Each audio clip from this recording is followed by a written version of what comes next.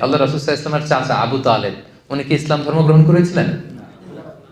জানেন আপনারা, উনি কিন্তু ইসলাম ধর্ম গ্রহণ করেনি, মুশরিক ছিলেন। কি ছিলেন? শিরকের উপরই ইন্তেকাল করেছেন। এমনকি মৃত্যুর বিছানায় আল্লাহ রাসূল সাল্লাল্লাহু আলাইহি ওয়াসাল্লাম যে বললেন, চাচা একবার শুধু বলেন আশহাদু আল্লা ইলাহা ইল্লাল্লাহ ওয়া আশহাদু আন্না মুহাম্মাদান আবদুল্লাহি ওয়া রাসূলুহু, বাকিটা আমি আল্লাহর সাথে বুঝবো, শুধু একবার এটা আপনি আমাকে বলেন। কারণ আজীবন রাসূল সাল্লাল্লাহু আলাইহি ওয়াসাল্লামকে শেল্টার দিয়েছিলেন উনি, আর্থিক shelter, financial shelter, political shelter, social shelter. মানে নিজের বাবা যেরকম সন্তানকে আগলে রাখে, রাসূল সাল্লাল্লাহু আলাইহি ওয়াসাল্লামের চাচা আবু তালেব আগলে রেখেছিলেন, কিন্তু ইসলাম ধর্ম গ্রহণ করেননি। তো রাসূল সাল্লাল্লাহু আলাইহি ওয়াসাল্লাম এই চাচাকে অনেক ভালোবাসতেন। তো রাসূল সাল্লাল্লাহু আলাইহি ওয়াসাল্লাম যে ভালোবাসতেন, এটা কি অপরাধ ছিল? কারণ এটা সহজাত ভালোবাসা, এটা এমনিতেই চলে আসে। উনি মুশরিক ছিলেন, কিন্তু রাসূল সাল্লাল্লাহু আলাইহি ওয়াসাল্লাম অত্যন্ত ভালোবাসতেন। রাসূল সাল্লাল্লাহু আলাইহি ওয়াসাল্লামের প্রথম বিয়েটা আম্মা জান খাদিজাতুল কুবরা রাদিয়াল্লাহু তাআলা আনহার সাথে উনি নিজে পড়িয়েছেন।